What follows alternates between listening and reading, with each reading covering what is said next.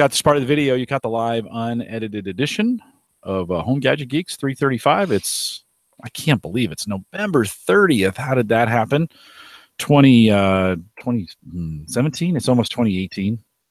And I will let the chat room know we are live, so they'll come in here. If you caught this part of the video, this means you caught the live unedited edition. If you're listening live, hang tight. We'll get started here in about 5 minutes or so. If you're listening to the recorded version, so it's like some other day than November 30th at 8 o'clock in the Central Time Zone, or 7 Mountain, as you guys are,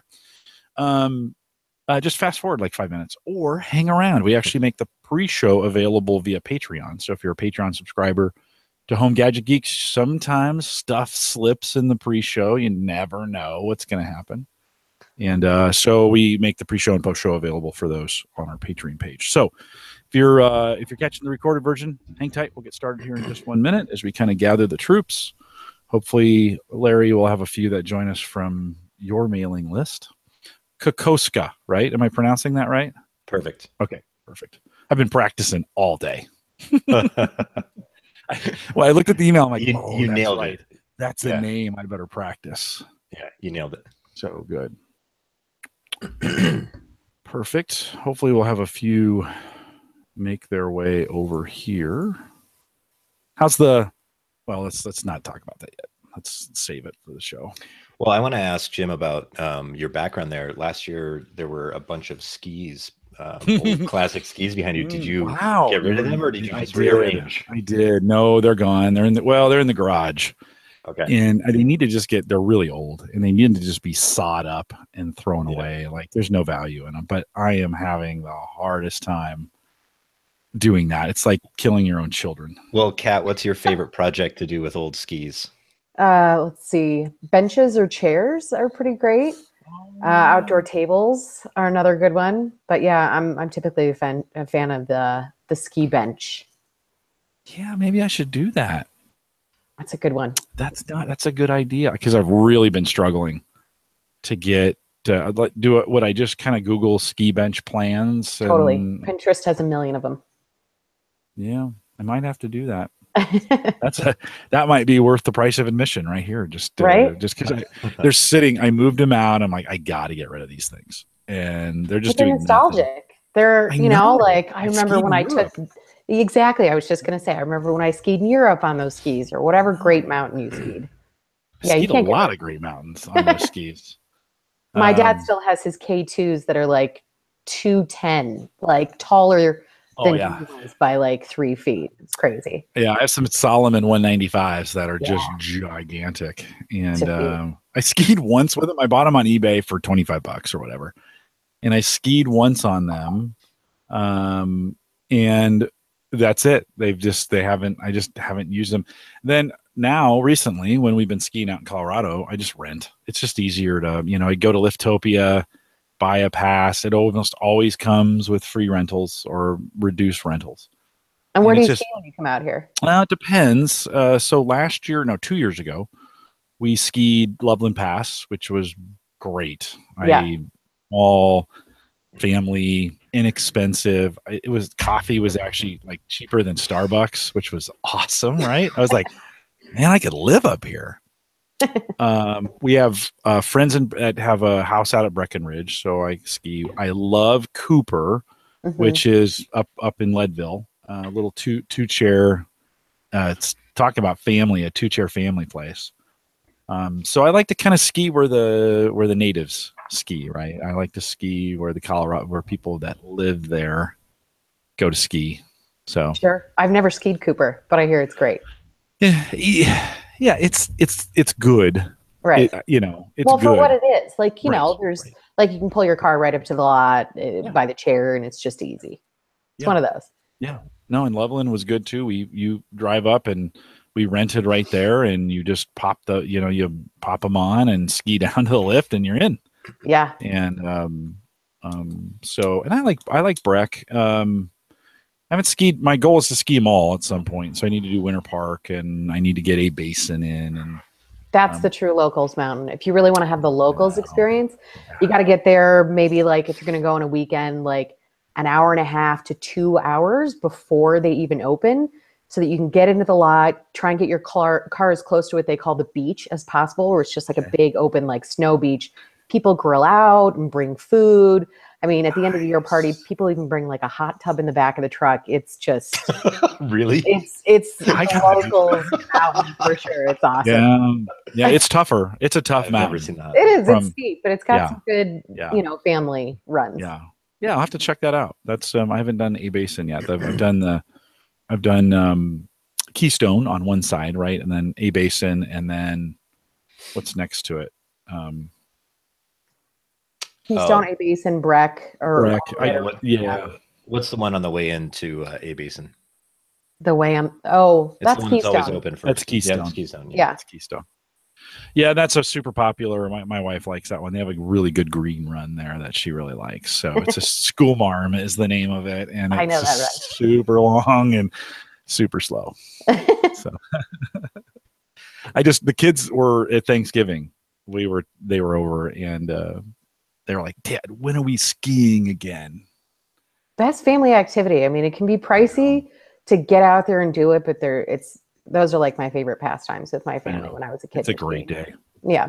It's such a great day. So we when I skied Europe, I'd go up with some friends. I was in the military, and so twice we had 2 winter trips that were weeks or a week long. So we'd leave Saturday or we'd leave Sunday on the bus, and we'd ski Monday through Friday, and then they'd bring us back. And military had these, it was like training is what they called it. So I didn't have to take leave. It was awesome. A couple $100. It was super easy. So we would ski all day. We'd ski hard. We were in really good shape. You're young and skinny, and you're in good shape.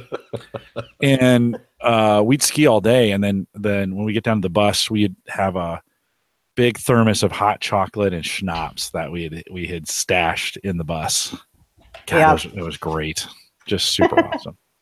Those can still be the days. Yeah, no, I took my son 2 years ago. Just my oldest son and I went out, and we skied for 2 days and stayed in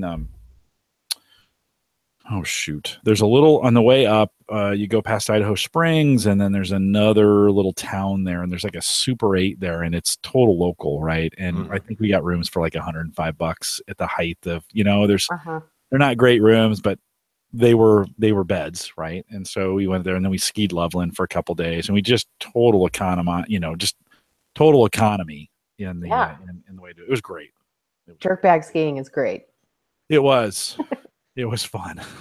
All right. Tony, Peter, Lopta, and Ken, thanks for coming out, guys. Good to see you out there. Lopta says, welcome to the Average Skier podcast. Well, there you go. When you're a podcaster, everything's a podcast. All right, guys, I'll have a little intro, and then I'll introduce both of you, and then we'll just chat. How's that sound? Great. Sounds great. Cool. Let me get this thing going. I think we're all set. All right, let me do this. This is the Average Guy Network, and you have found Home Gadget Geeks show number 335, recorded on November 30th, 2017. Here on Home Gadget Geeks, we cover all the favorite tech gadgets that find their way into your home. News, reviews, product updates, and conversation, all for the average tech guy. I'm your host, Jim Carlson, broadcasting live from the Average Guy.tv here in a beautiful Bellevue, Nebraska. I think it was 75 today. I don't know what's going on with global warming. I'm all for it, because you cannot get 75-degree weather in Nebraska the first day. Well, it's not quite December yet, but it's close. So we're loving the weather. Eventually, we're going to get cold weather, I think. But, of course, we post a show with world-class show notes each week here at theaverageguy.tv. You can also join us live on our mobile app. Best way to listen to the show. If you want to get that in, if you're traveling, just download that from the Apple Store. There we go, the Apple Store or the Play Store. Or go out to homegadgetgeeks.com. Big buttons there. You can just push and get those apps loaded on your phone. Best way to listen to it, and it's mobile. We want to thank LastPass for their sponsorship. By the way, we want to thank Amber out at LastPass 2 weeks ago, Thanksgiving here in the United States, so we took a week off.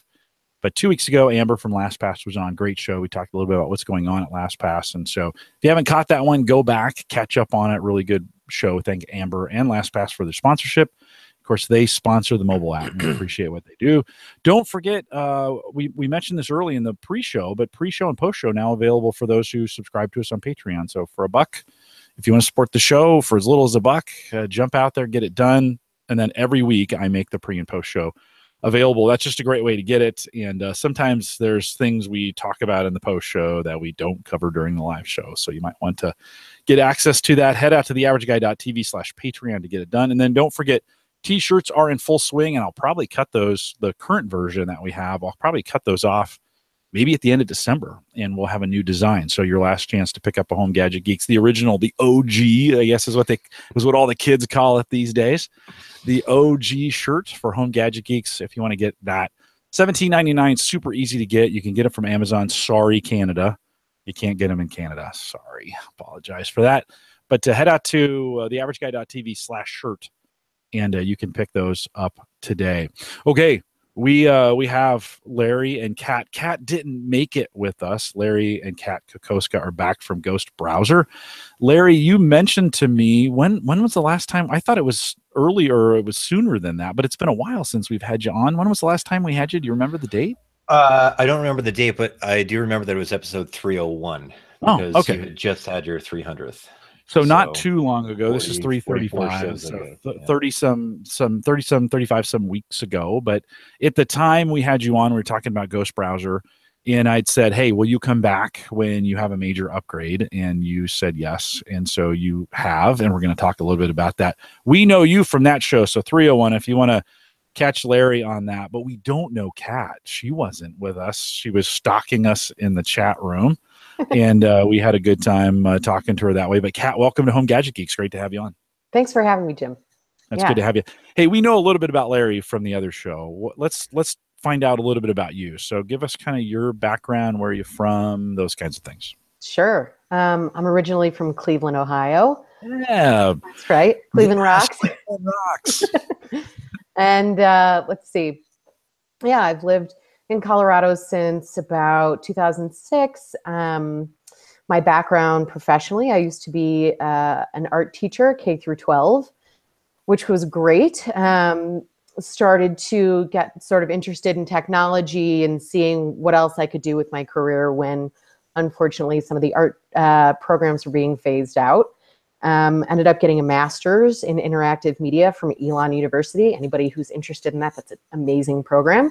And then from there, just kind of fell into a couple of really interesting ad tech jobs. Met Larry, who asked me to work with him. It'll be 2 years. December 3rd will be my 2-year anniversary with Ghost Browser. So that's kind of the story of how I came to be with Ghost. Hey, Home Gadget Geeks anniversary is December 4th. So we'll be 7. I always lose track. I think it's 7. We'll be 7 years doing Home Gadget Geeks. And Lopt in the chat room reminded me, if it was really going to be OG, the t-shirts, they would be Home Tech Podcast t-shirts, because 7 years ago we called the show Home Tech, not Home Gadget Geeks. We changed that name.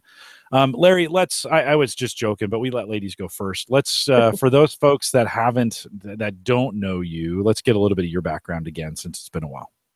Okay. Well, like Kat, actually, I started out in education and then sort of moved to tech because I wanted something that was a little more, that was going to support my travel habits.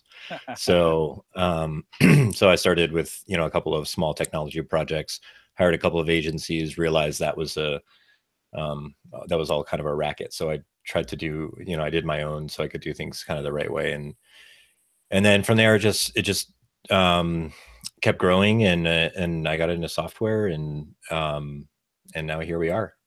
Yeah, here you are with Ghost Browser. Give us a little, for those who maybe are joining new to Home Gadget Geeks and don't know what Ghost Browser is. Give us the 2-minute elevator pitch that you tell people when they go Ghost Browser. What's that pitch? So Ghost Browser is designed to make people who work in the web more productive, essentially. The average browser is designed to honestly just make revenue off of your browsing habits and selling your browsing behavior to advertisers, whereas Ghost Browser is specifically designed to help you get more done in the browser, which is your workspace, essentially. So the biggest thing that Ghost Browser does for our users is help fight tab bloat. It's really all about preventing distractions and fighting tab bloat to help you keep deep work focus on whatever it is you're doing. So We're on our second iteration. Ghost Browser 2.0 just launched. And we've got some pretty cool new features that are productivity boosting in there. But the general idea is to give you the tools within a browser to help you organize your work, to help you be more productive. So, Kat, if I'm a Chrome user, which a good chunk of the listeners are, that's just kind of where we've landed. On the surface, if I'm thinking about, okay, so I go to ghostbrowser.com, super easy. I'm going to give this thing a try. You kind of mentioned the cynical part of it, like, okay, someone's monitoring and selling your information, right? Which Google does just a little bit of. And we've all kind of accepted that. But experience-wise, if I'm going to go over to a new browser, don't I have a bunch of problems with plugins and all those things that I have to do new? And have you guys kind of solved and addressed some of those in Ghost Browser? How does that work for folks kind of coming off Chrome or coming off Firefox onto this browser? Yeah, sure. So for the folks coming off of Chrome, Ghost Browser is built on the same core as Chrome, Chromium, right, which is the open source platform. And so we've built Ghost Browser on top of Chromium. And it essentially makes switching to Ghost Browser from Chrome totally seamless. You can be up and running with mimicking your Chrome experience in like less than 2 minutes, essentially. You can import all of your Chrome extensions automatically, bookmarks, all that stuff, and you're up and running. And since it's built on Chromium, the use and feel of the browser is pretty similar, which is nice. But yeah, I mean, that's the biggest hurdle to switching a browser, right? Essentially, you're going from, I have all of my work set up in this one space. I really don't want to set up all over again. And you don't have to. And so that's the nice thing. We've kind of eliminated that huge hurdle for a lot of people. Yeah, before the show, I downloaded it, brought it back up again. And for me, LastPass is that key app, right? I got to have it working. So I was like, okay, let's just make sure this is, before I have you guys on, let's make sure this is working and be able to do that. So it actually remembered, I think it remembered from the previous version that I had, because there was a bunch of plugin identified, went up into and it's in the same spot it would be in Chrome. You go up, expect, right, click on the three dots, and there were some things there, and it was like, oh, LastPass was the last one listed. I clicked it, it was there, it worked, came on, I put my password in, boom, I was up and running. So as smooth as advertised. Are you on the new version? So when we think about 2.0, first of all, why did you need to go from a version 1 to a version 2? And what kind of things does it bring that you didn't have before? Yeah, so the biggest difference between 1.0 and 2.0 is the sidebar. So for people, and let me just ask this kind of off the bat before I get too much further into this. If in the chat you could just kind of tell us who you are, that's watching this. Are you someone who's used Ghost Browser before? Maybe are you a longtime user, somebody who's heard of us but never used it? It would just be good to be able to sort of check into the chat, kind of as we're going, to know who we're talking to. Yeah, as I look at it, most of us are regulars. Probably most of them are here when we had you guys on the last time. I'd almost be interested to know too, did anybody stay on it? We right, that's one of those. It's hard to get browser adoption. Right? Yes. As you guys are finding out, it's probably difficult to get that done. There was some talk. I'm sure we have Chrome and Firefox users in our chat room. I'm interested in knowing, full transparency. Yeah. I downloaded, I used it for a little bit, and then I stopped. I was like, well, okay, I got busy. I'm in Chrome. And I think at even one point I took it off my system. I was doing some things here on the system. Jim. I'm just being honest. We appreciate your honesty. We do. And because it's hard, browser adoption is hard, right? We get in these. I mean, Firefox is doing some amazing things with some of their newest version of Firefox. Is kind of rebuilt from the ground up, and there's some really cool stuff coming with it. And I thought about it for a second, and then I'm like, nah, I'm just gonna stay with Chrome. I like my Chrome browser type deal. What do you think? Let me ask this. So I'm in the browser. I'm stuck in the one I'm in now. What are some advantages? Let's talk a little bit. Why would I make a change over to you guys? When we had Larry on earlier, we really focused a lot on kind of the organization and the uncluttered kind of being able to kind of really focus on what you're doing. But Kat, I want to hear from you. Like, why? What would be the advantage to me to making a switch? Yeah. So, I had started to say it before, but the biggest difference between 1.0 and 2.0 is a lot of the sort of productivity and organizational benefits that we had in 1.0, we've moved into a sidebar, which kind of hangs out in the left side of the browser, and you have the ability to expand it and collapse it as you need to. For people who are doing a lot of development work, they find it really handy to sort of leave that tray open and work in that sidebar there. But for the most part, for me, what really makes me love Ghost Browser as opposed to any other browser is the fact that I can set up dedicated workspaces. So I'll just give you an idea before Ghost and after Ghost. So before Ghost Browser, in my previous job when I was in ad tech, I had like Yahoo and Google and a bunch of social media sites open to do QA work for those. I had my personal email and my work email. I had project management tools like Trello and just tons of different things open. And, I needed to have those systems open without having to like constantly open and close tabs. But like 20 minutes into the workday, I had like 60 tabs open. My computer was running super slow. I was getting constantly distracted by like little ping notifications in each of those websites that I had open. And it was just, it's like it's pulling your brain in 20 different directions at once.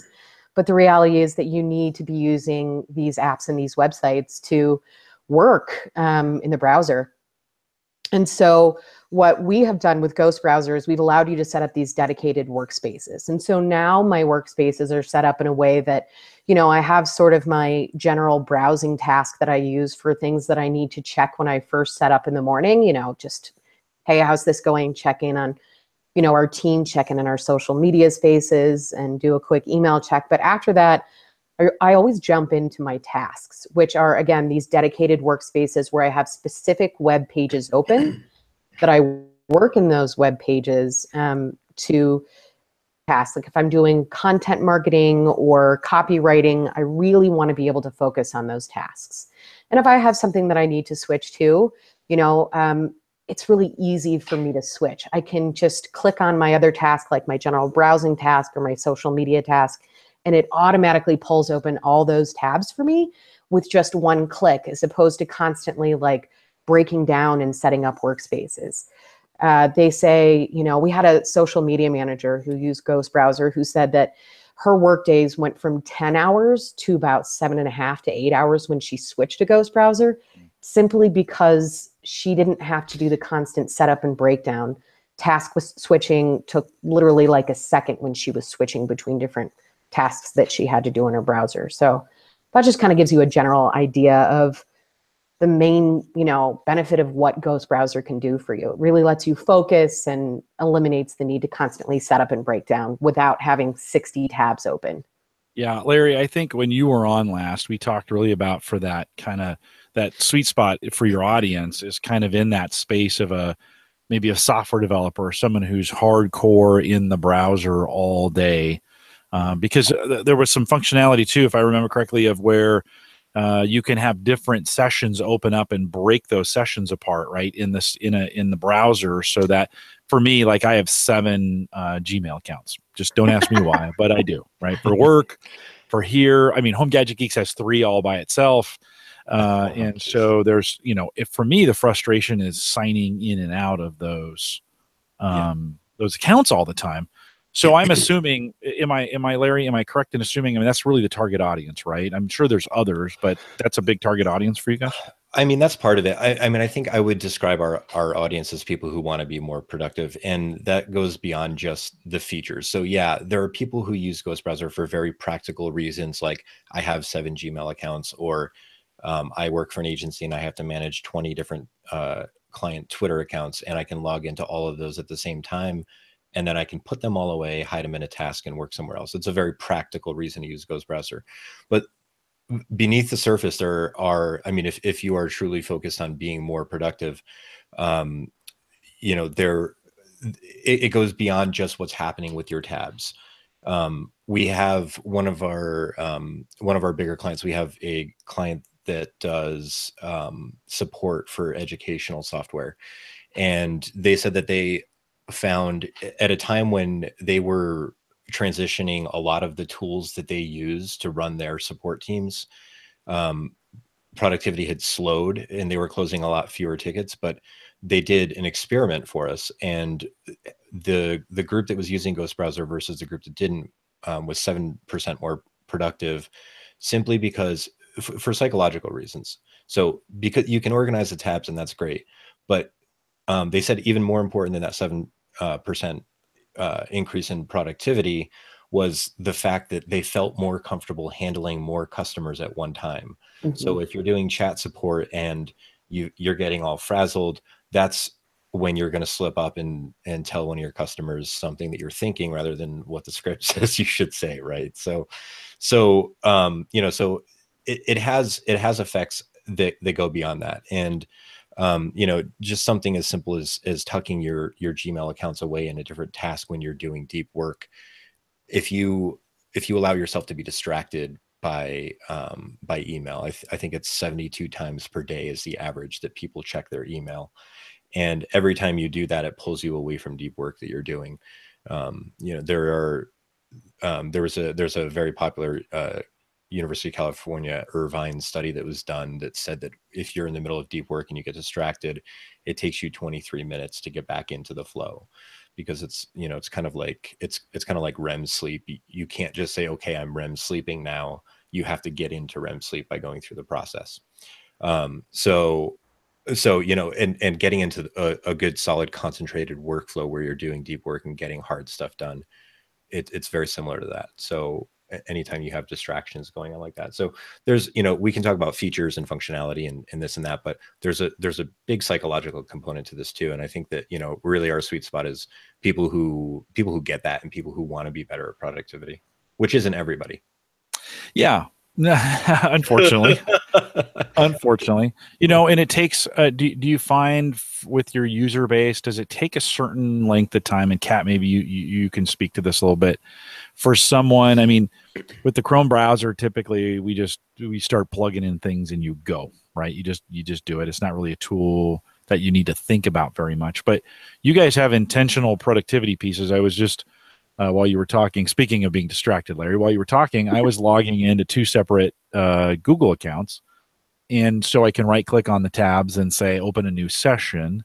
And I opened 2 new sessions, by the way, color coded completely different, so I can tell those sessions apart.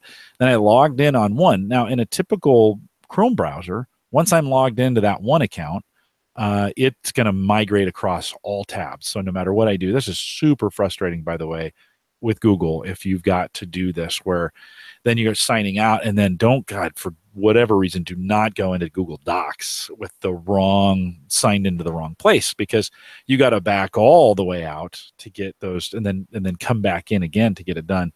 For me, that is probably the biggest use case, is to separate my Google accounts out. So when I'm working on those, I can see. But Kat, back to my original question, sorry to go off on that, but my original questions to you is, do you find the users, is there a ramp up to kind of figure this thing out and kind of a learning curve associated with it? Honestly, no, we haven't really found that. I mean, the biggest thing that we hear, when we hear back from users about usability and how easy it was to figure it out, is that it was easy. They say, oh, it was really intuitive. I read maybe like a 2-second article about how to use the browser and I figured it out. Or I watched, 10 seconds of your demo video and I already knew how to use the browser. And that's the whole idea about it. There are plugins that are meant to be multi-session handlers, right? There's a couple out there that let you do what you were just talking about, be logged into multiple Gmail accounts at once or logged into multiple Twitter accounts, right? But they're not really all that intuitive. They force you to work in a plugin to do that same technology, whereas we've kind of baked that technology into the browser itself. And that's, the biggest feedback that we've gotten from users is it's really intuitive. I immediately knew how to use it, and which is great for us, because it cuts down on support. But, we really want to take that whole idea and sort of bake it into everything else that we do in the browser. Everything's native. Everything's baked into the browser, and it doesn't really, again, you're not having to go into an extension to use these certain features. It's kind of just part of your workflow as you're using the browser. I think. Go ahead, Larry. I was just going to say, I think the one thing that we've, I've had products before where I spend the first 5 to 6 months getting emails like, oh, how does this work? Or, and while I'm walking everybody through that person by person, we're trying to fix the onboarding experience, but we haven't really had that with Ghost. The one thing that started to come up is that we recently released an extension, and this is the only way that you can do this in a regular web browser, that allows you to assign a different proxy to each tab. So if you're doing web development for an international website and you need to see what it looks like in different countries, you can also assign a different IP to each tab or to each session. And some people are using that to buy, I think I'm saying this right, Yeezys. Which is sneakers. Sneakers. I think it's Kanye West's new sneaker or something. Word got around in some forum somewhere, and people are trying to use it to buy, to quote unquote copy Yeezys. So, which wasn't really why we built it, but so we're starting to get questions on how do I use proxies and things like that, things that are a little more complex that you can't do with other browsers. But for the most part, yeah, it's pretty much set up and go. And we reach out to people all the time and say, hey, do you need anything? And they're like, no, I'm good. What's the browser? I mean, okay, so it's the two of you. How big is your team? Kind of doing about 10. So 10. Is there a big community when we think about browser development? Do you guys like go to browser conferences, and what's the community like? I would think, like, Larry, last time we had you on, if I didn't say it, I should have. Kudos to you for going up against a Firefox or a Chrome, because Microsoft's messing it up right now, but those two seem to have it put together. Why make that? I mean, to me, that seems crazy to go up against two giants with a browser. And are there other people doing this as well, or are you guys out there, fighting them off? Well, Kat actually talked me into it. Kat, is that true? It is. I mean, you can say, yeah, we're building a web browser, right? And the other big browsers in the space are browsers like Firefox and Chrome, and now there's other browsers like Vivaldi out there, right? Like boutique browsers, but nobody else is, and I'm just partial to what we're doing because I really believe in the browser, but nobody else is really doing what we're doing. Nobody else is really offering this. So yes, our competition is Chrome, but it's a totally different product with totally different use cases and different, user bases. Mm-hmm. So I'll just say that, and then Larry, go ahead. Larry, I cut you off. What were you going to say? Oh no, that's quite all right. I mean, here's the thing. What's the last major innovation that you've seen in a web browser? I feel like it's been very stale, and what Firefox has done with their recent release is they've increased the speed of your page load by a fraction of a second, which is wonderful. And you can see the speed difference when you download it. I downloaded it without any extensions at all. And you could tell that there was a difference. They have these meters showing them versus Chrome. Okay, that's great. They've improved their product, but where's the innovation? I'm not seeing a whole lot of that. And that's one of the reasons why we wanted to get into it. Browsers have been used as a source of ad revenue by the big companies for a while, and just having used browsers every day for most of our professional lives, we knew that there was a way to do it better. And we don't have we're not like these renegades that are taking on the big guys and we're going to take down Google. That's certainly not anything that's ever crossed our minds, but we think that there's a niche where there are people that want their browser to work for them, so I don't really see us as taking on Google. My dad's never going to use Ghost browser. And I mean, he has a hard enough time with Chrome. So as well, they don't even know it's a browser. It's my mom. Like, she doesn't even know she's in a browser. She doesn't care. Right. She knows how to get places, and that's it. But apparently, I mean, for you guys, there are people who do care and are as passionate, right? I mean, are you hearing from those customers? Is that something you hear from frequently? Like, oh man, I really love this. And I'm sure every time you make a change, you get back blast. Like, why did you change that? Right? Does that happen, Kat? You're smiling. Does that happen quite frequently? All the time. And I'm laughing at what you just said earlier, that you opened the new version of the browser and you could see that the session colors were different, and that, to quote your words, I can actually tell them apart. Some of the response to the new colors has been really positive. Some has been really negative. Other people are like, what did you do with the ghost menu? I liked it there. Or, there's always going to be backlash to when you do something new. But, we have some really diehard users. My favorite example was, when we went to Web Summit in Portugal last year, we had some people who came up to us who were so excited to meet us because they love Ghost Browser, and they were telling us, how helpful the browser had been to them and for their development work or their social media work or whatever it is. But I think what Larry was saying before kind of really hits the nail on the head. It's a niche product. And I think that's what's really happening in the browser space now, is that people are building niche browsers for specific use cases and for specific people. The people that we, want to build Ghost Browser for are the people who work in the web in a dedicated way, right? And so what we want to do is design something for those people to help make their lives easier.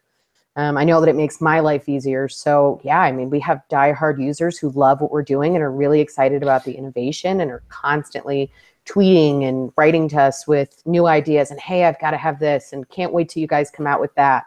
So it's definitely a niche product. But yeah, I think what Larry said also really, rings true for me. There's been a lot of innovation in the browser space, related to what's good for them for revenue, but not really what's good for the user. Yeah, you guys have mentioned that a couple times. So either one of you handle this. When we think of the money that's being made off of us in the browser, how big of a problem really is that? And how are you guys? Is it completely? Are you not tracking anything? So maybe talk a little bit about that. Yeah, in terms of how big of a problem is that, that's not something that we can answer. That's something that everybody answers for themselves. Because I personally, I love when if I found a tool that I want to use and I go off and do something else, and then I get remarketed an ad for that tool. I'm like, that's right, that was the name of it. Because there are so many tools, we're running out of names at this point, right? Yeah. So it's hard to remember them. So I don't mind that. There are some people who are, they're kind of having their day now because they've been talking for years about how the government is tracking them and about how easy it is for people to access personal information about us. And people wrote them off as being crazy conspiracy theorists for so long. And now, this is a more common kind of way of thinking. And I think it's fair. But I think that everybody has their own threshold. I'm not doing anything that I really care if anybody knows about it. And that's not to say that people who care about privacy are.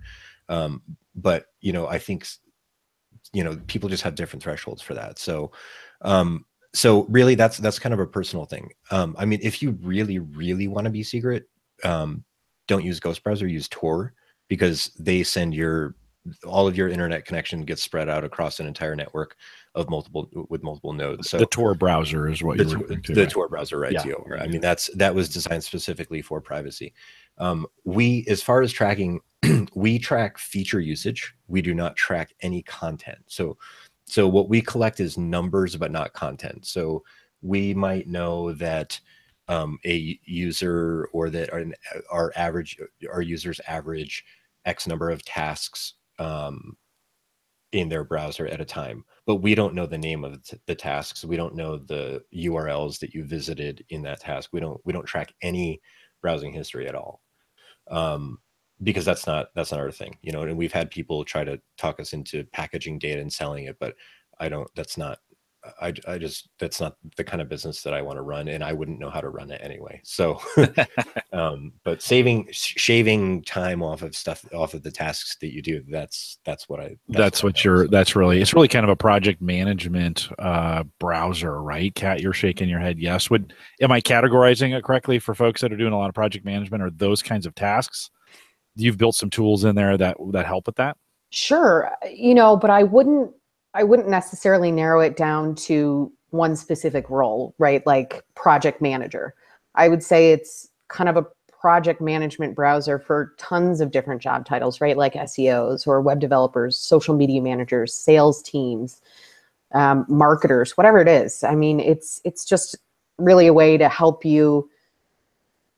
I don't know how you feel about swearing on the podcast, but we like to say get more done, right? So like, but yeah, I mean, that's essentially the idea, is that all these apps are vying for your attention, and it's so easy to just open up 60 tabs and be scatterbrained. And we're just really trying to give people a way to organize their thoughts and their work, right? Like imagine project management before Trello. People used to manage projects via email, which is just crazy, you know, and they would hack other systems. And then, you know, project management systems like Basecamp and Trello came along to help you organize your work so that you could be more productive and get more things done. And that's kind of the idea behind what we're doing. You know, it doesn't matter what vertical you're in, right? It just matters how you use the system to make yourself more productive, essentially. Lopta's asking out in the chat room, you know, this is a really common problem. We run into this at Gallup too, with people who have visual impairments. And anytime you start adding colors in, right, you run this whole gamut. Have you guys thought through that in the newest versions? And are those colors the right way so that folks with visual impairments can see them correctly?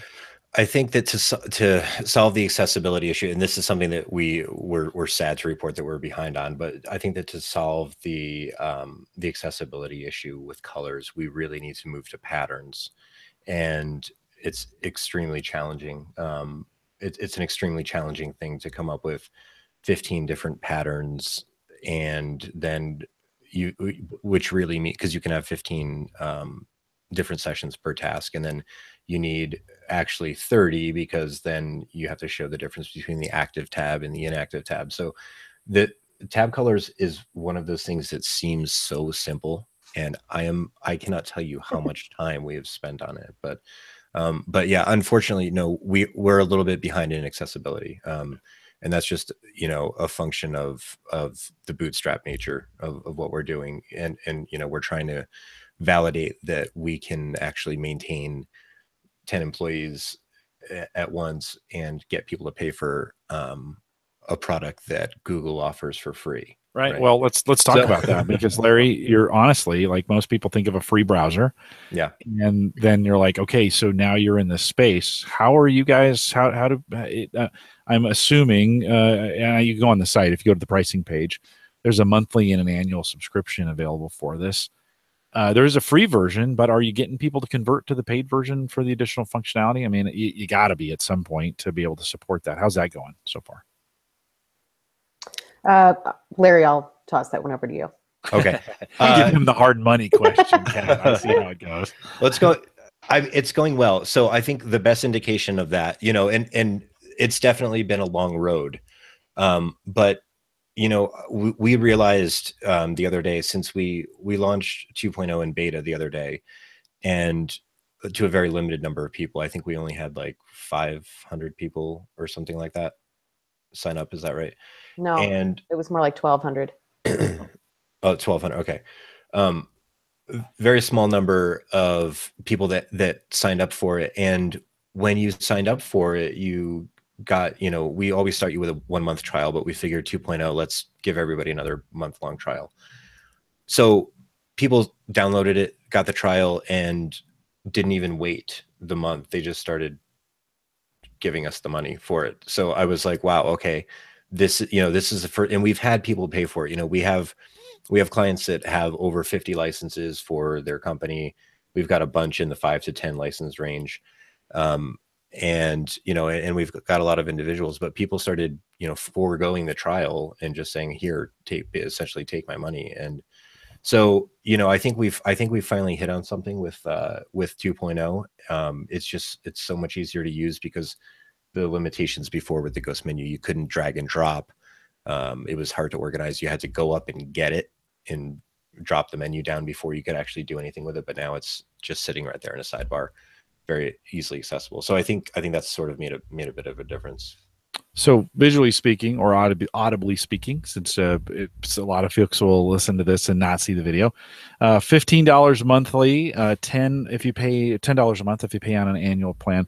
I love as you guys go down on the $10 annual plan.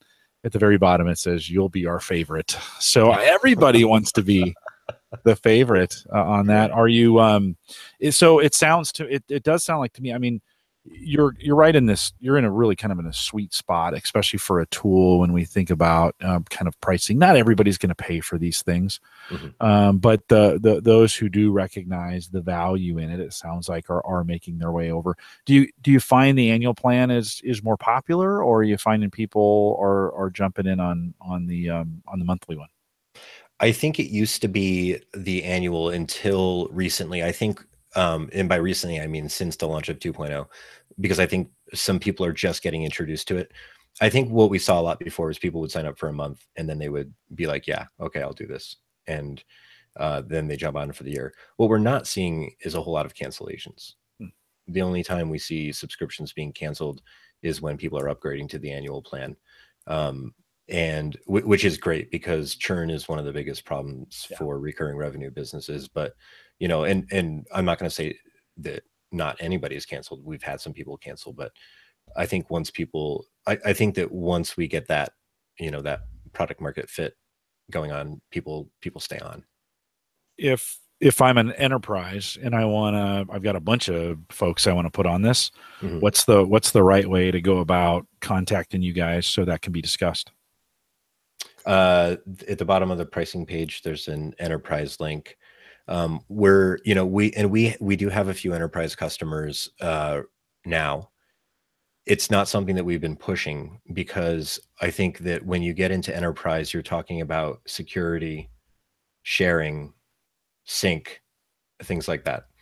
And we're not there. We're not quite there with those features yet. That's going to be like a Q1 kind of thing. So, you know, right now we're welcoming enterprise customers with open arms. And we even have a special link for you. But, you know, right now in terms of marketing, our focus is on individuals who will use it, fall in love with it, and help us spread the word about it. And then, you know, that'll help get us to the point where we can build in those enterprise features that are so important. Because if we had a bunch of enterprise customers right now, we wouldn't be ready for them anyway. Oh, it's good. You know, good to know. Yeah, I mean, it's good to know where you're at in terms of sync and sharing, and you know, I mean, that's what enterprise is. When you upgrade to an enterprise level of any SaaS software, right? You're looking at the ability to work as a team, and right now, it's great for on your computer, but you know, well, the expectation level later. The expectation level ramps up. I mean, it's a whole different world, and the expectations change. And I mean, you know, you still have fairly. I mean, even individual users are very demanding. And trust me, from a guy who runs a podcast that's free, that you know, I still hear from the listeners. Although I got the best audience in the world, I'm not going to lie. I sometimes say this, but they don't do it very much. They're a great audience. They come out here on Thursday nights and hang out with us. By the way, I think one of your users is out there right now. Todd Casey jumped in, says he's been using Ghost Browser for months and he loves it. Oh, awesome! Hi, Todd. Hi, Todd. Thank you. Todd, interested in what you like best about it there in the chat room, but. Any other, when we think about features, I kind of went right to pricing, but what else, anything you guys want to talk about when we think about what that, you know, that you're excited in 2.0 that maybe we haven't talked about yet? Excited in 2.0 right now, no, but what we're excited about is the possibilities that 2.0 brings, because the sidebar is basically HTML, CSS, and JavaScript. That wasn't the case with the old Ghost menu. So now we can do, it's basically a blank canvas waiting for us to do awesome things with it. So, you know, we have coming down. So one of the things that drives me nuts is having different tools all over the place, you know, and extensions help solve that to some extent, because you know, there are so many of them that do anything from mining cryptocurrency to you know, to organizing your to-dos for the day. But the concept of extensions, the concept of this 16 by 16 icon that sits up in a tray in the upper right hand side of your browser that you have to click, navigate through, and then engage the features and somehow get that to work with your web browser doesn't make a whole lot of sense to us. So so we want to start integrating more common tools, things like screenshots and screencasts into the browser, so that it's an automatic thing. You don't need an extension for it. You right click and draw something, right? And note taking, being able to annotate the web for people that do content marketing, or for bloggers who do a lot of web research, being able to take notes on the things that they're doing is really important. So the sidebar gives us the ability to do all of these things that we've been salivating over wanting to do for the past year and a half. So that's really what I mean. What's there now is great, but it's really just the beginning. Cool. Kat, anything you want to add to that? Yeah, I would say, Larry mentioned from an enterprise level, sync is one of our highest requested features. And it's definitely not an easy problem to solve, but it's, something that we'd really like to work on. So sync is something that I'm really looking forward to. Again, I can't say when that will be available, but it's on the horizon. And then, something else we've been talking about is opening up an API for developers, for people to create their own themes or their own integrations for the browser as well. We've had a lot of people, one of the most commonly requested features that we heard early on was, I want to develop my own themes for Ghost browser, which I never really realized how popular that was, because it's not something that I was into. But then the more I looked into it, I was like, wow, the Chrome theme store is just crazy. So yeah, that's something that, a lot of people have requested, and opening up an API would open the door for that and so many other things. So those two things are something that I'm really looking forward to in the future. Does it have a dark and light theme switch? That seems really important for developers. You're absolutely right. Like, you see that all over, and again, it's kind of like privacy. I just go with whatever's there, but dark themes are very important. And can anybody out there tell me why that is? Because I'm asking seriously. Oh, I think it's a light sensitivity deal. Yeah, when you're staring at a screen all day. Is it based on working at night, or is it just simply, or darker rooms? Mm-hmm. Yeah, or darker rooms. Okay. Yeah, it's just one of those. And I have seen that more and more. As well, we're going to talk about cryptocurrency here in just a second, but in some of the new crypto tools that are out there, they all have a switch. Mm-hmm. And it's just a little moon. You just click on it and everything goes dark. Yeah. And that's something that I'm sure Jeff is. So our lead designer is going to probably jump at the chance to do that, because he's very in tune with design things like that, right? So I think hopefully he can help guide us through that process, because I'm not the right guy for it. Everything on my computer right now is bright white, so it's just something I've been thinking more about. You go in there, I'm like, what's that moon? And you click it and it flips over to dark mode.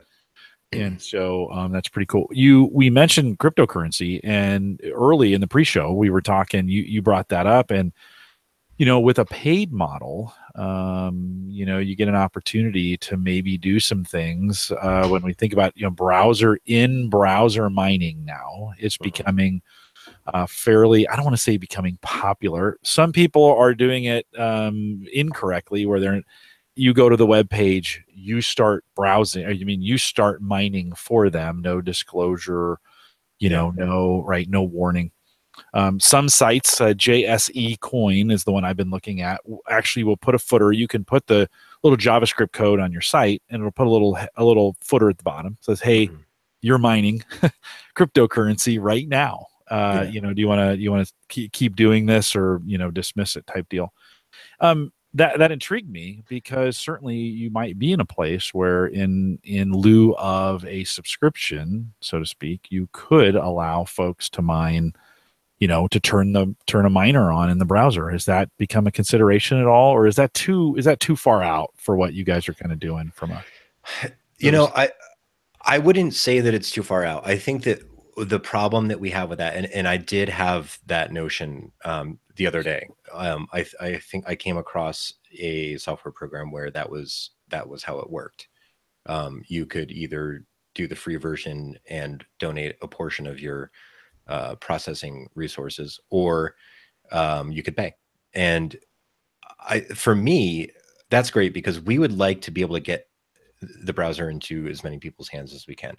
We also have to monetize it, and we're not going to do that with ads. So, or with tracking. So we do need to monetize it somehow, and to have 1 million free customers and, you know, however many thousands of paid customers would be a problem in a whole problem in and of itself. So, you know, we've got to keep, at least for now, we've got to sort of keep wraps on that. But yeah, cryptocurrency mining in exchange instead of money is great for our model, because we have so many people who are in foreign countries where the standard of living is simply different. And they, when they say, you know, when I have said in the past, oh, I can't afford that, it means that I'm choosing not to spend my money on that.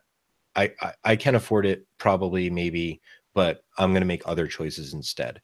But with some of the people that are using our browser, literally $10 is a lot of money for even on a monthly basis. So, and I've lived in places like that. So, I'm definitely empathetic to it. So that would be a great model. And it's, you know, it's something that it came across. I had this thought popped into my head when I saw this other software product. And then when you mentioned it in the pre-show, I was like, okay, yeah, you know, maybe. But for us, there's a knowledge gap. We need to find somebody who can help us do that, because I'm not the guy for it. Yeah. You know? It's super interesting. You know, we're going to talk about it more on here on Home Gadget Geeks in 2018, because it's become such a big deal.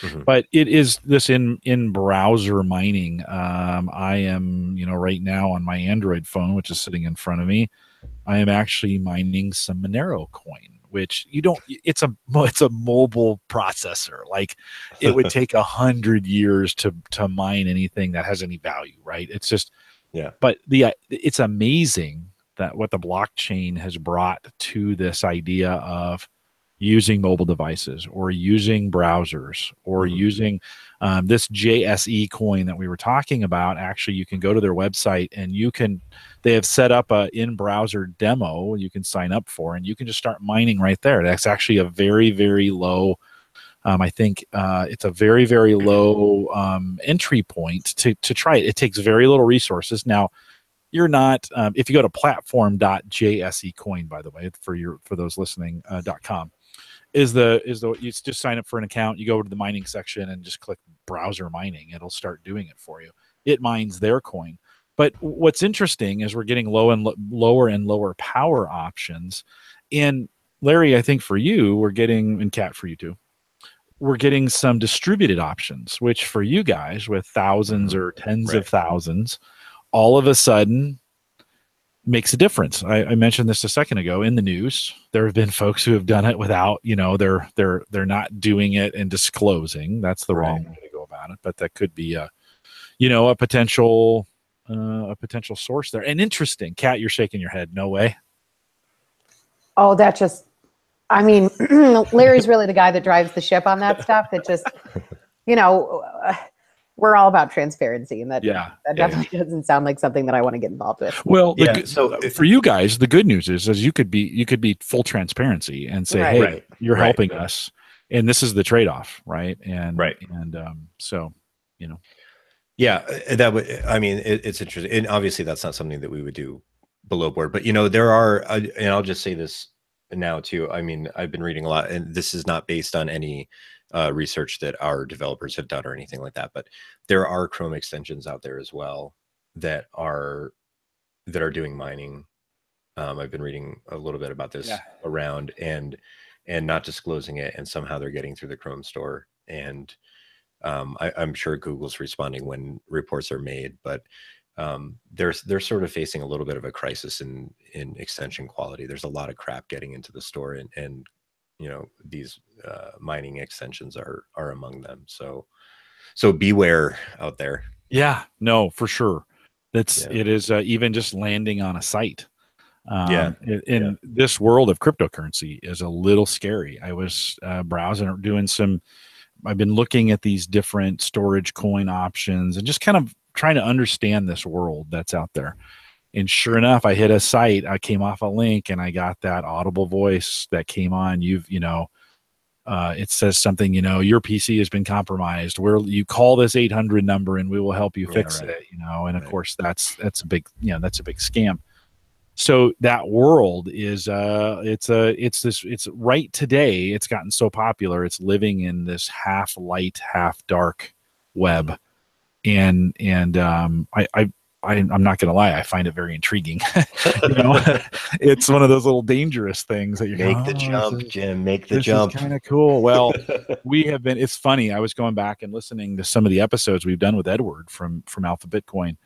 And I was real hesitant up until just a couple months ago. I really held off. It's like, I don't know about this stuff. But lately I have been, I've been more inclined. I've bought a bunch of video cards and such. So anyways, that sounds interesting for you guys. However that pans out, that could be, as you think about that could be for those kinds of countries where, maybe they can't afford the subscription plan, but they can trade some browser time, or they can trade some cycles to help for that. That sounds pretty cool. What do you we're coming up on the hour here, but any other exciting things as you look that you want to promote ahead? You mentioned a few, but anything else that we might have missed? Well, I think we talked a little bit about features and functionality, but I also think that on a philosophical level, we're still sticking to our guns with productivity, and that's something that we really products. I don't know if you've ever tried implementing a productivity system into your life. There's one that I tried for a while. It was called the 6 a.m. miracle, and it was awesome. I woke up at 6 o'clock every day. The first thing I did was drink a big glass of water, and then I would exercise for at least 20 minutes, usually about 30, 40. And I've never been a morning exerciser, and I cannot tell you how much I got done work-wise after I did that. But then, we have our development teams all over the world. So systems like that fall apart, right? They fall apart easily. So, I kind of feel like that's the job of productivity tools to implement those systems for you. So we're starting to look at some ways that we can do that by helping you track your productivity, keep track of the number of tasks that you finish, how much time you spend on distracting websites, sort of give you a score so that you have something to shoot for. And for the people that are into productivity, that's that's something that we hope will keep people motivated and hopefully create a little bit of addiction for Ghost Browser too. Well, I think you're onto something. These data points, I was a Microsoft Band user I went through 2 bands, and now I'm on a Fitbit. I just got a Fitbit Alta. That's there. No heart rate one, but it's the Alta, and they generate tons of data, right? And it's connecting to my phone. And now what am I doing? I'm on my phone checking, like today after the workout. I was like, okay, how many steps, and it is helpful during my workout today. My goal is to finish every workout at that 10,000 steps. Okay. Right. So I was at 7,000 steps after I got done. I'm like, well, I better get on the treadmill and walk some to get these 10,000 in, because that's what I committed to. If you don't have that measurement, you don't know. Right. And typically I just would have been like, okay, I'm done with my workout. I'm done. But it added that extra kind of thing to it. I think that would be great to be able to track my productivity, but maybe even gamify it in some ways. Yeah. Right. Absolutely. Right. Yeah. Gamification is the key, right? That's making it fun for people to, instead of saying, oh, I'm going to check my Vine video views every 5 minutes, right? At the end of the day, or when you complete a task, I shaved this many minutes off of my work day, or this many, hundreds of hours off of my work month or year, whatever it is. Yeah. I just like somebody to tell me how many stupid emails I'm processing in a day. People ask me that all the time, and I'm like, hey, what? I have no idea. But there's actually an extension for that. It's called Mail Tag. I just heard about it recently. They give you data on your Gmail usage. There's a book for it too, and I'm just going to recommend this real quick because it's a quick read. I read it in one afternoon. It's called Unsubscribe by Jocelyn K. Glee. Or Glei, I think it's Glei.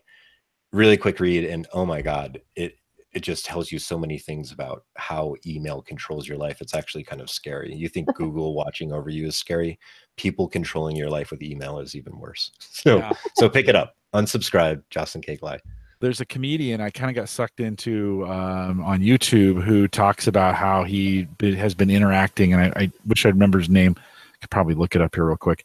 But how he talks about how he responds to these email spam or these scammers, and how he engages them. And the stories are super funny. Guilty. But, are you? Well, and then he said, "Hey, you can thank me. I'm doing you all a favor. I've tied them up while they're interacting with me." And he's got a couple TED Talks that he's done. But it is. My primary email account, my Yahoo account that I've had forever, is just full of spam, and I really only process it once a day. So I don't look at it throughout the day. I get home, I've got I bring it into Windows Mail, which is super efficient at processing because I can literally just go delete, right? Yeah. And I look at them, I scan down a couple to make sure I'm not missing anything, but I can process that email in, 10 minutes. Yeah. And there's not much in there that I really need to work on. But every once in a while, something shows up there that I do need to pay attention to. But that's one of those things. My gosh, yeah, you're right. The email, and I do feel that obligation to answer it right away when it comes in during the workday. You get the toast notification, right? Pops out. Yeah. And you're like, and I use Outlook, so that's even worse. And you just, I got to answer it right now. Which, when we talked the last time, Larry, that's not the best way to get into deep work, right? Right. It's not. Yeah, I'm looking right now at my. I have 166,973 emails in one Gmail account, and then I've got over 192,000 in the other one. I'm one of those people that believes that inbox zero is actually a waste of time, because how long does it take you to delete those emails when you could just skim them and skip them? Yep. No, right on. And one of I only delete them on this one account because that's my skimming method. The delete brings it to the top. So delete. You're just kind of watching. In Outlook, it's a lot easier. In Outlook, it's easier. In Gmail, it's not. Works a little different. I do need to do more than skim. Everything that comes in, super important. And I've tried to get into a batch process, and I'm just not very good at it. I'm kind of a firefighter and not a farmer. I'm better kind of moving, stick and move. And then if I've got to get really deep work going or something I need to concentrate on, I just go to another room. I can't even, my office is too distracting. So I'll go to a room where there's less distractions. Or I'm finding sometimes for me out in the middle of public, like I'll go down and sit in our atrium, and being in public forces me to focus. Interesting. And for me, that's just not everybody can do that, but it works that way for me. Do you find, Kat, do you get contacted from productivity junkies that are like just crazy about this stuff? Do you hear from them? Larry would be maybe the one to speak to that a little bit better. He is himself a productivity junkie. Okay. Just being around him has made me realize, gosh, I waste so many hours doing this or that. And, I am a recovering inbox zero person myself. We get people who say things like, "Oh, this is so great, but if it could just do this, it would shave another couple seconds off of that." I mean, people are literally, and we believe in that, right? Shaving seconds off, shaves minutes off, shaves hours and weeks, when it all adds up, and it does add up, right? Like if you, just thinking about the amount of time spent logging in and out. But we get people contacting us constantly. Have you heard of this? Do you integrate with that? Can you do this? It'll just shave off a couple more seconds. But I mean, people who are productivity junkies are really into tools to help them be more productive, right? You sort of admit that you're powerless against all of the distraction, and allow yourself to use these tools to kind of be more focused. So we love those people, and I'm constantly learning from those people. Larry being one of those people himself. He's the productivity junkie numero uno. Yeah. Well, and also a big pain in her butt. It's you can, Larry, you can be annoying. I'm just gonna tell you. Just kidding. It's I get, we've been thinking about this cryptocurrency stuff. You can run these miners, and so I have this weird I want to tune them all up to maximum productivity, you know. Right. And so I'm not very good at tuning my own productivity, but when it's the computer doing the work for other stuff, how can I get just one more 0.1 hash per second? You know, what can I do, or what's optimum, or what's making the most money at this time? And I get it from the. That's the whole idea that Ghost Browser was built on, right? There's got to be a better way to do this. There has to be software out there that could do this work for me. So that's You're kind of getting me hooked, Jim. You're getting me hooked a little bit. Well, Larry, maybe we can talk a little bit about this offline, and you go in. Listen, I'm going to tell you, I've already turned some guys to the dark side, and they're super pissed at me for it. So, let's be careful, because it is a little addicting going in. I'm coming for you if our life savings go all into cryptocurrency, Jim. It's not my problem, Kat. I'm just saying. You are right down the road. Yes, I'm not too far from you guys. Well. Hey, I'm gonna throw out a community challenge. I think you guys have convinced me. It takes me, like with cryptocurrency, I admitted it took me 3 shows. Right, this is the second show. I think in the month of December, since tomorrow is the first day, right? Or is it tomorrow, or is it the next day? 31 days. Okay, tomorrow is December 1st. I'm gonna take the Ghost Browser December challenge. I just made that up. Ghost Browser December challenge. I'm gonna try starting tomorrow. I'm gonna keep Chrome closed. And I'm going to try to use Ghost the whole month on my PC here. Can't do it at work because they won't, I have those kinds of things. But here in the studios, I can do that, and I'll work with it, give you guys some feedback. I'd love it if those listening in the community as well would do that challenge with me. You could tweet to me. We can do some questions along those lines. I probably won't learn it in the whole month of all the things it can do, but I think I'll give it that challenge. I almost imported the tags, and then it was just like, hey, we're gonna have to shut down your Chrome browser to import or something like that. And I was like, no, don't do that. But we'll get those imported, and we'll give it a try. How's that sound? We'll give it the December challenge. So if you want to get out there, it's from a sign up standpoint, should I just sign up for the free? Is that what I should do? Open the browser, sign up for the free account for a month or 2 months, and run it that way? Is that the right way to do it? Yep. Yeah. Even though you've been used it before, so you were given a free trial then. But even if people have used Ghost Browser before with a free trial, if you download the new 2.0 version, your free trial starts over. So you'll be on it for a month free. And 2.0 is what, if I just go to the website, it's going to automatically give me 2.0. Just follow the main download link. Okay. Yeah, let's give it a shot. So if you're listening and you're willing to do this with me, would love to dialogue with you on Twitter about it. I actually tweeted during the middle of the show that I was tweeted from. I've got an instance of it up that I just brought up, and jumped into Twitter, signed on using LastPass. I have to authenticate because I have 2-factor authentication, so I had to get authenticated. Actually, it worked while I was doing the show, so it's not that hard. And then and gave you guys a little tweet out there. So would love to dialogue a little bit about it. And then I might be pinging you guys for some productivity tips. Just hey, let us know how it goes. We'd love to hear your feedback. Using this thing right as I check my Fitbit account every 20 minutes. Now, how many more steps? How many more steps? We'll work on a Fitbit integration for the browser too. Just to, you can do a treadmill desk. Yeah, well, we can do about that. Getting super popular. We built a floor, all stand-up desks, and Gallup has 2 desks available. You can just walk over to, jump on, and start using. I've used those from time to time. Awesome. It's pretty cool to especially if in a day when I know I'm not going to get to the fitness center. Yeah. It's like, well, okay, maybe I can do email. Maybe I can check email and that's an easy thing to do while you're on the treadmill. Hey, before we go, what about mobile? Have you been thinking? I mean, we've been talking kind of desktop, or at least alluding to it. Any thoughts on the mobile side? Go ahead, Kat. Well, I was just going to say, we don't have any immediate plans for the future to do a mobile browser, but it's something that we get asked about a lot, especially from QA engineers who love the browser for QA. Those people are especially interested in a mobile version of the browser. But yeah, it's not currently in the plan, but we get that request a lot. So it's something that we've been talking about. A first step to that would be, I think one of the most annoying things is that if you use Ghost Browser all the time, like I do, when I go on my phone and I'm in Chrome or some other browser that Twitter puts out for me, I don't have all of my passwords saved. That's the annoying thing. So at the very least, we want to have some sort of glue that will help your data help your Ghost browser data talk to your mobile browser, so that you can at least get your saved search history and stuff like that if you want it.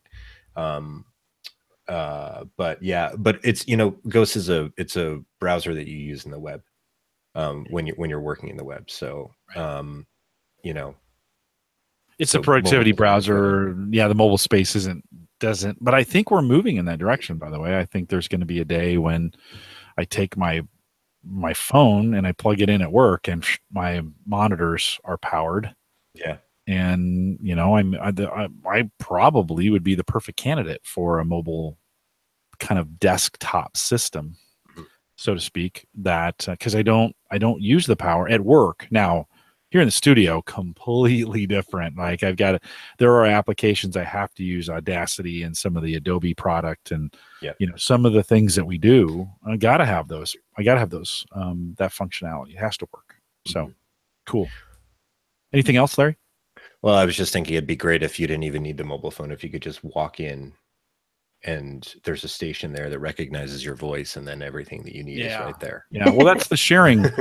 We'd have to get sharing better, and I think we're getting there. Windows has been notoriously bad at profiles. I think we're finally getting, now the Microsoft Graph is coming with some promises of being able to share that information no matter where I'm at, and that would replace profiles in some form or fashion, but it's still clunky and it still doesn't really work very well. And so I think we've got a ways to go. What about folks that are using Linux OS? Have you thought about browsers in that space as well?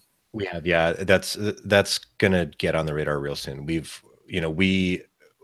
were gonna do that about this time last year, and our developers who are Linux users actually talked us out of it because they basically said we need to, Linux is a little bit more of a sort of free philosophy. So, but it's also a lot more support, and to be able to support the various flavors of Linux, even just supporting one, is a lot more difficult than just supporting Mac or Windows. So it would be taking on a lot of complication for potentially a user base that wouldn't be helping us move the business forward. So, but that's probably the most common request we get. And I bet it is. I hate saying no all the time. And, two of our developers can't even use Ghost because they're web developers, not the browser developers. Right.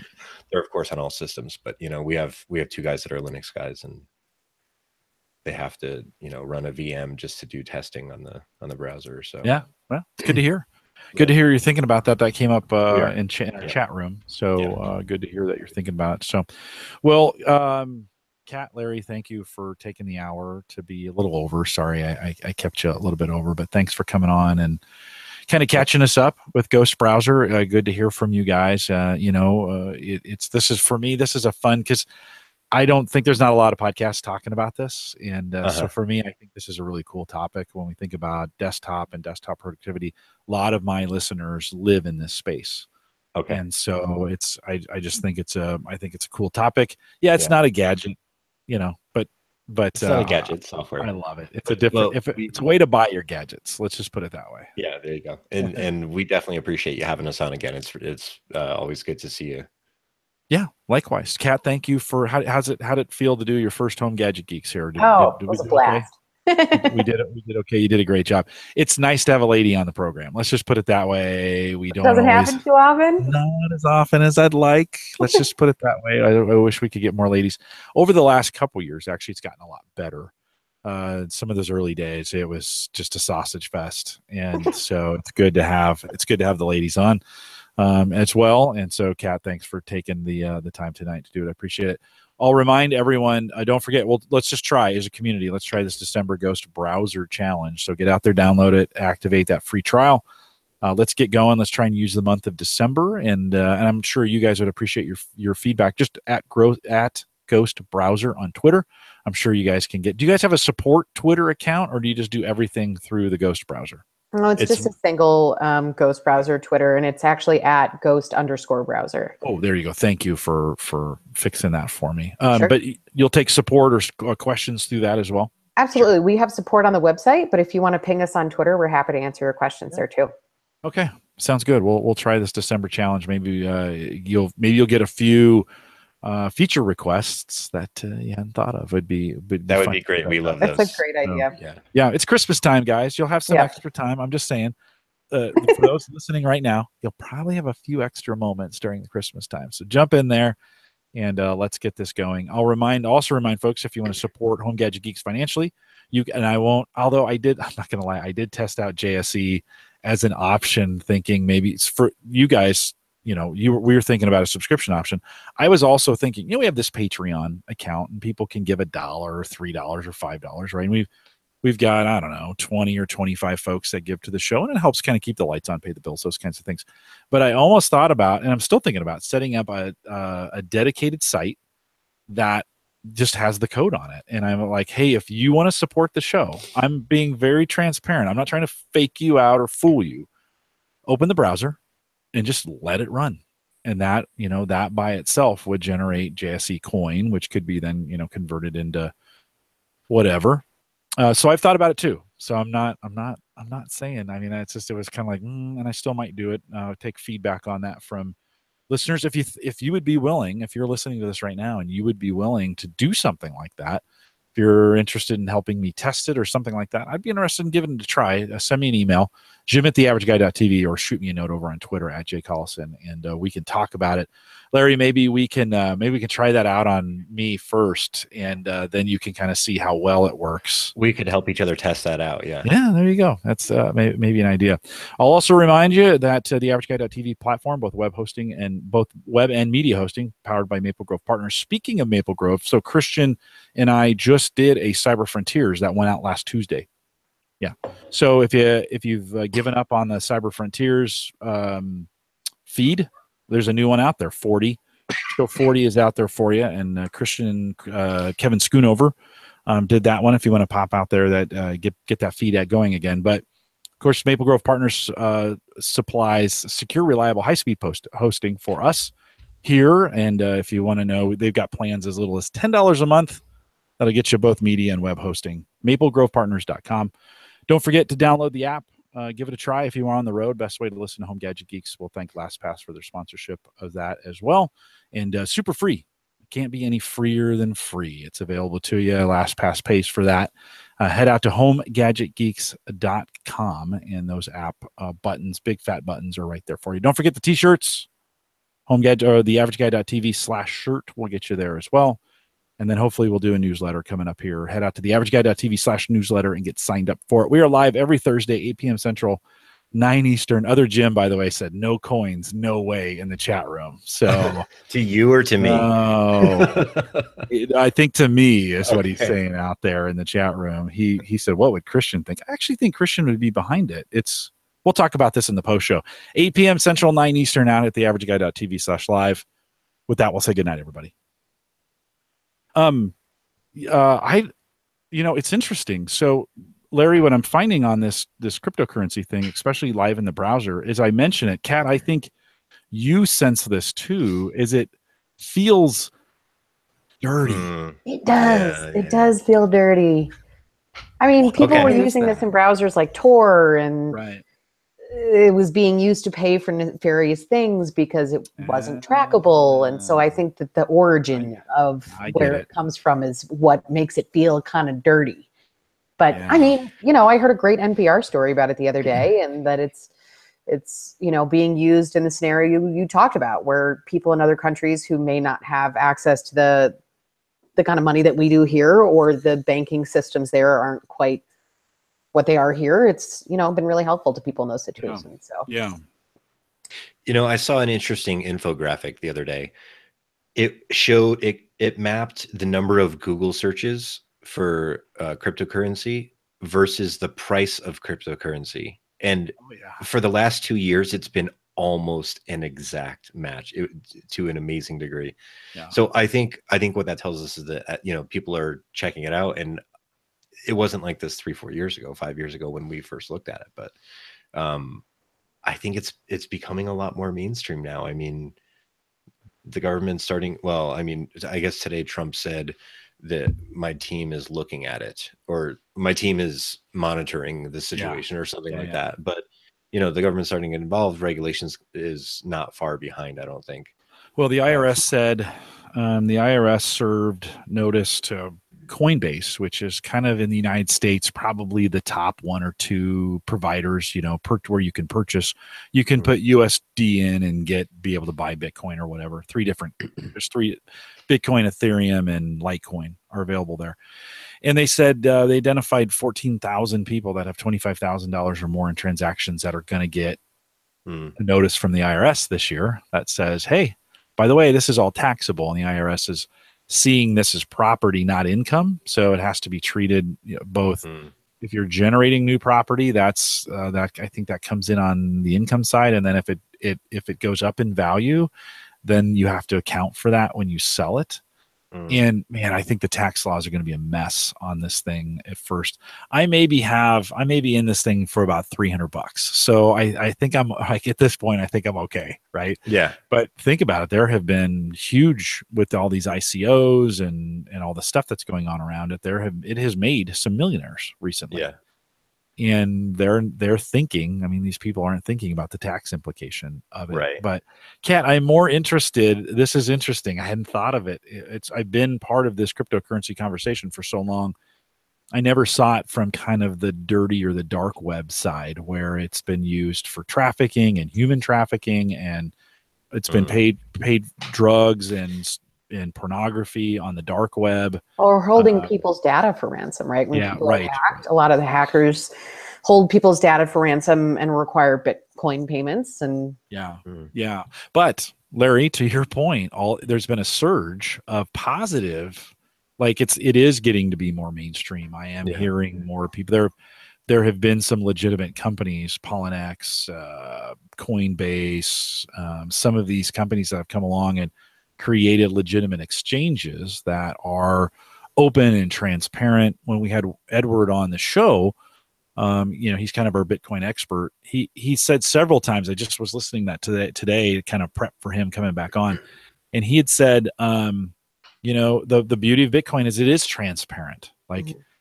it's all out there. Everything's public, not who's doing what and how, but the actual transaction system is transparent in the way it works. Yeah. Which isn't really the same with our monetary system, right?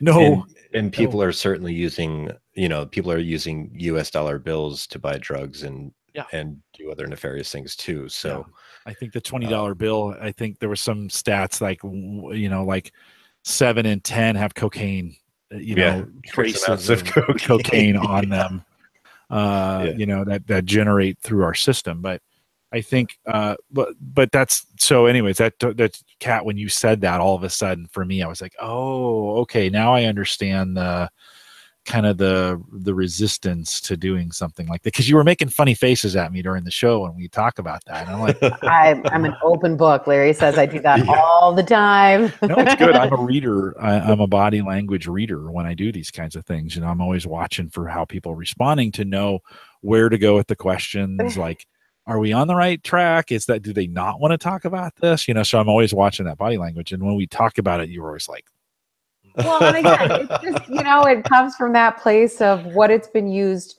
for so far. But like you were talking about transparency and,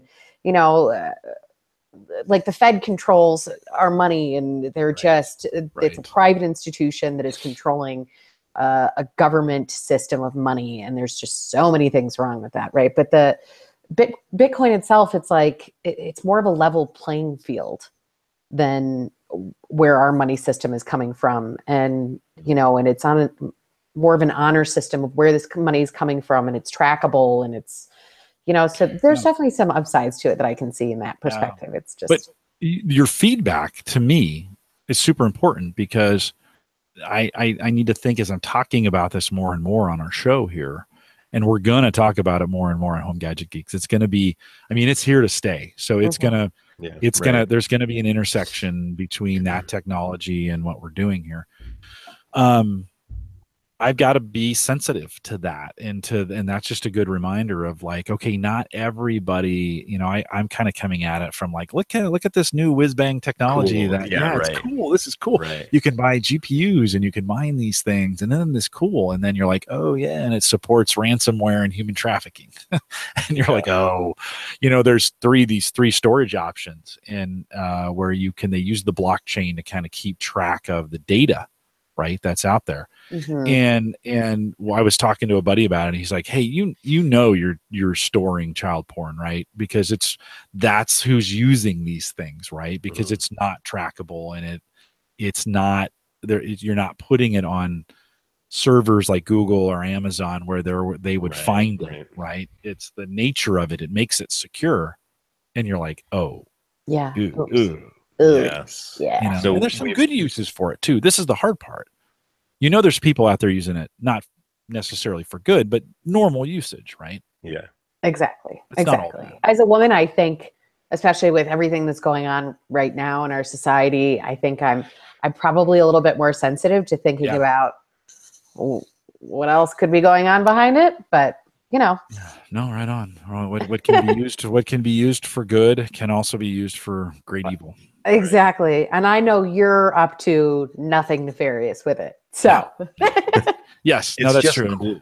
I can't even keep it's burning a hole in my pocket. I mean, I've spent every cent I've made. The goal was to be able to do this without no debt purchases to do this kind of thing. So I had some money saved up on my tech account. I bought the first card, then that I saved that up, and I bought the second, and then it's going faster and faster, right? Because you have more and more cards running. But it did cause me. Here's an interesting byproduct of it. So of course, we had to know how much power these things are pulling. So you kind of know, like, hey, is this even worth it? Yeah, like, because depending on how expensive it is, yeah. So I put this power meter so after I did the computers, I started thinking, hey, I should check my fridges. Like, I wonder what they're pulling. Like, because those are big energy consumers, right? Right. And one of my old fridges was pulling as much and more power than my computer was at full speed. Oh, really? Mining. Yeah. And I'm like, I'm not getting crap from this fridge. So I said, hey, we got to get rid of this thing. Get rid of the fridge. We don't need a refrigerator. Well, did a little research, and it was pulling about 200 watts, let's just say, per hour, whatever that is. And a new fridge today would be like 40. Oh, really? Yeah, like 40 or 50. Yeah. And when we bought the new fridge and I put it on there, it's more like 27. Oh, really? So it was running 205, and now it's running 27. Well, that's just the responsible thing to do, is get rid of that old. Get rid of it, right? But that'll pay for itself in a couple of years. So were you able to put a cost on how much it costs to run one of your boxes? Yeah, I was, because I have this Belkin device that tracks. You can put the price of your energy in, and then put it in between your computer and the wall, and then it'll run over time, and it'll calculate a cost per month and per year. And so then you can take the monthly price and for that device, and then take a look at what it's producing on the computer side, and then just kind of subtract it. One of the things I didn't do early was, so the energy companies have gotten smart, and that they don't, so they say, hey, you pay 10 cents per kilowatt, but that's not true.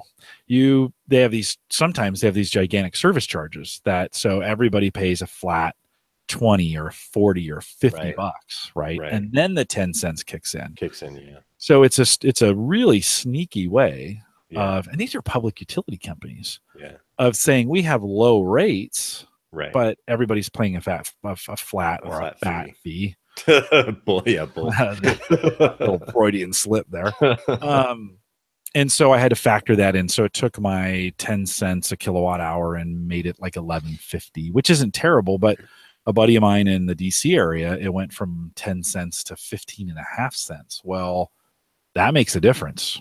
And all of a sudden, the difference is, you're not, in my case, energy accounts for about a third of the cost of mining. So the other 2/3 is profit. So a third pay for it.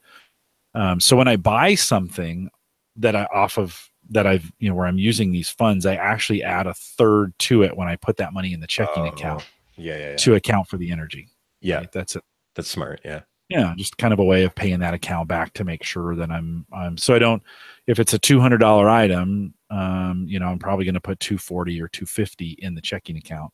Yeah. To kind of recoup or pay for that energy cost. For that energy. So yeah, pay it now rather than dealing with it later. That's interesting. I mean, I obviously I'm in software, right? So I download this thing and I'm like, I just got kind of freaked out about what it was doing before I even I got as far as downloading a wallet from Bitcoin the other day. And I was like, okay, I went as far as I didn't put my credit card in, but I was right there. Yeah. Who were you using? Do you remember? Well, I went to Bitcoin and whatever their recommended, bitcoin.com. Coinbase that you were at? By the way, a lot of people are doing what you're thinking of doing. Like they're going to these sites and download, and it took down, so many people did it. It took down Coinbase for about 3 hours because they got overwhelmed. Really? They got overwhelmed with new customer requests. Oh, wow. So it says get the bitcoin.com wallet. Oh, okay. So I downloaded that. And then there was one more step. What was it? So then you download it to Windows. And you actually have to, I'm surprised that it's taken off as much as it has, because you actually have to know how to download. You have to know to download 7-zip or something that can extract a tarball, basically. And well, so you're doing it the hard way. And then there's much easier ways to do this. You're kind of doing it the old school hard way. That was the limit. I know, but there's easier ways to do it. That's what I thought. I was like, there's no way this is caught on this much if you have to actually extract a tarball. But no, you can, if you go to Coinbase, you can set up an account that looks just like your checking account at your wherever you bank. Okay. And they've got it. They've kind of made it all gooey and nice, so to speak, and easy. But it is complicated if you want to bring those, if you want to bring those coins off of, because one of the beauties of Bitcoin, right, or any of these coins, is you can actually bring them off of the internet and print them or put them in a hardware wallet where they're on a key, they're on a thumb drive or whatever, where it's secure. Yeah. And you can download those and get them off the network. So that's interesting. Or you can leave it on an online wallet and leave it there. And then you can transfer. And I've done this a couple of times where I transferred Bitcoin converted it to cash. Taxable event, which I have to keep track of, and I'm gonna have to, it's one of those kinds of things I'm gonna have to pay for at some point or account for it. Now I'm buying equipment that's for mining, so I'm gonna write it all off. Like it's, I'm not planning on taking paying any taxes on it, but so you can keep that money there or those Bitcoins there in their software wallet if you want to. My buddies are all like, hey, there's millions of dollars. Some of these services are worth more than banks right now. Yeah. Right? Crazy. So trust me, who's going to get hacked first? Yeah. And the banks have, at least I worked for a bank for a lot of years. The banks have at least had 25 years of getting their stuff secure, right? So they kind of know their stuff, and there's not very many of them left. So it's just a few, and they kind of know their stuff, right? Sort of. But Coinbase, they're like 3 years old, and it's it's a bunch of developers who put this thing together, and they're new to financial transactions. So be aware, be wise, listen to Home Gadget Geeks, Larry. We'll have lots of instructions. Awesome.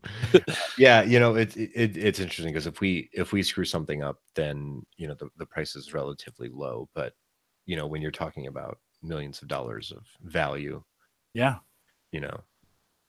and it's a target, and three years isn't long enough to work out all the kinks. No, I don't think they're even close. Well, they've had 2 or 3 major breaches in this system over the last 3 or 4 or 5 years, and millions have been lost. Yeah. And so the question was that those millions were kind of artificially generated. So are they really millions? Yeah, right. Were they actually lost? When those breaches happen, is it tied to your credit cards, or is it a closed system? It's a closed system. So like in most cases, the wallets were compromised. And so when you had these online wallets got compromised, somebody made a change, like with Ethereum, somebody made a change in a wallet and that affected all the wallets. Oh no. And so then that allowed people just to go in and pull these, because it's just numbers, right? So it's the Wild West a bit. Right? It is a little bit. No, it is. It is. But that story is kind of interesting, because what happens in the end is a bunch of white hat hackers. So the good guys, since this is happening, they go in and clean out all the accounts so that they can give that money back, right? They wanted to get it. They knew this was happening, and so they wanted to get that money before the bad guys did. So they go in and clear all the accounts, keep as many records as they can, and then a couple weeks they secure it, they fix the wallet, they fork it so that they can fix the wallet, and they fork the wallet, put the new wallet in production, and then they begin the process of returning these coins, this Bitcoin, this value, whatever it was, to all these people. So that's the good side of it, right? You're kind of like, oh, that's kind of cool. That hasn't always been the case, right? There have been wallets that have been compromised, and well, you like hearing about, and that's the one thing about this virtual currency is, I mean, my understanding is that it was built with the idea of democratizing finance, right? And it's nice to see people upholding those values, because we're not really seeing that in the rest of what's going on right now in the world, right? No, not at all. Well, but in the openness, that creates its own problems. And not everybody, the human condition is very fallen, and so you can't trust. You think we're not to Star Trek yet, right? Or you can trust everybody, right? Here's what I will say about Bitcoin to Larry. So long as you think of it like Vegas money, where you're prepared to lose an exact amount, that's fine. But that's good advice, right? Like, you have to be willing to just say, like, okay, this is fun money and I'm going to play with this, but I'm okay with losing it. I think here's another idea is there are a bunch of ways, Larry. I mentioned this JSE coin. You can start mining that right now. And it's not worth a ton, but it would get you coin, right? It would get you onto the system. You would generate it with, so you understand. Yeah. You would generate it. Like I think I can generate 3 or 4 a day, just letting it run on my PC. You open the browser. I'll have to test that. I'll have to test that in Ghost browsers. Make sure that's working. You open it, run it. You could generate 2 or 3 or 4 coins a day. Let that build up over a couple weeks. Now, like I said, they're worth almost nothing, but it doesn't matter. You're just trying to get familiar with the system. Understand it. Yeah, right. Yeah, you could move those around or do some things or test them out with a wallet or, just to kind of get used to what's going on there and have zero investment, right? If you probably have a PC laying around that's got a fairly substantial video card somewhere, maybe even 2. Yeah. You could start messing around with a couple miners that would, again, this is what I did, just starts getting you familiar with it. That's not true. I have maybe bought $30 worth of Bitcoin, and all this stuff that I've done, I have my money, $30. I can live with losing, and to be honest with you, I've already spent it, but that's a good way to get in and not, without a lot of you're not putting you're not putting cash in this. Just to walk through. It's like playing a practice hand at poker. No, right on. And you've probably already got the equipment or some things that you could be using to now just be aware, just a warning, all the software that's out there, because it's open source, fires off antivirus stuff like crazy. So for whatever reason, just, in some cases, I've had to turn off antivirus to get things working. Yeah. So just be, buyer beware on that kind of thing. Yeah. But this JSE coin I've got works a JSE open right now. I'm gonna give it a try. Mine, Cat. Cat. Listen, it's free. It's not a gateway drug. Okay, it's the well, maybe it is. That's exactly what it is, Jim. Actually, the way you just these are those little candy cigarettes that we used to buy, that was the gateway drug to. No, it's Larry. It's a great way to get in and not have a huge investment. But Kat, you're right. It is a good way to think of it. Like, okay, this is fun money, and if I'm going to do this, I have never speculated on Bitcoin. I haven't come at this from like, ooh, I'm going to put $100 in and get $10,000 out. I have never thought that way. It's always been about, I'm putting money in. I want to learn how to mine. I want to learn the value of the blockchain because I think the blockchain is going to be super important. Like, it sucks today. It's the Wild West. It's crazy. But the ideas behind the blockchain are incredibly important. And I think there's going to be a lot in maybe even in the areas you guys are working in, where there's going to be implementations. You're going to do an implementation because, the blockchain itself, Bitcoin is just an implementation of a blockchain. So it doesn't have to be a coin. Right. It can be Butterball tracked all their turkeys this year using the blockchain. And so the turkeys came with a number, and you could go to a website and put in the number.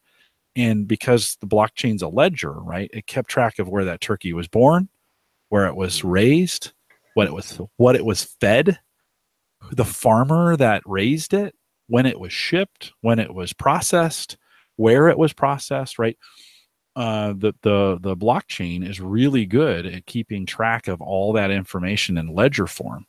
So, for you guys, my message would be, don't worry so much about value. If you make a few bucks or lose a few bucks, it's not a big deal. But understand the blockchain concepts and what people are doing and why. Because I think it's going to be a really, really important part of our technology in the future. Yeah. Well, they're starting, and it's industries like marijuana that do, there are, the marijuana industry is starting to look at blockchain as well to, because they have to, in Colorado where it's legal, they have to track every seed and they have to track every plant that's sold. So, to make sure that to make sure nobody's pulling stuff off of the black market. So, so there are a lot of companies investing big and trying to, figure out blockchain for the marijuana industry as well. And voting, same thing. People are trying to find ways to apply blockchain to voting. No, it'd be a great solution for voting. I need to do some more research into this. Yeah, no, you should. So, Kat, from your side, don't worry about the implementation of it. You should study the blockchain and the blockchain concepts. I'll let Larry play with the fun money, and I'll just think about the sort of the whole philosophy of the whole thing. Yeah. There's some interesting thought going into how do we use the blockchain to keep track of stuff. And even the implementations, even the Bitcoin implementations, right? You have Bitcoin and then Bitcoin Cash and then Bitcoin Gold. And all of them are arguments about how the blockchain should have been implemented for this, right? And so in those arguments, there's some interesting learning in there about some things they're figuring out, like, like the blockchain is not good at speed. So it would never replace credit cards. Like that's just not going to work. It takes too long in its current implementation. Right. It's going to have to change. So, all right, guys, thank you. I won't keep you any longer, but thank you for coming on. Yeah, thank you. Thank you, Jim. We appreciate you having us on again. This has been really great. You bet. You guys hang tight for just 1 second. Hey, if you're listening live, we're going to let you go. Thanks for coming out tonight, and we'll see you guys next Thursday. What are we doing next? I think I have Aaron Lawrence on next week, so we'll see you guys next week.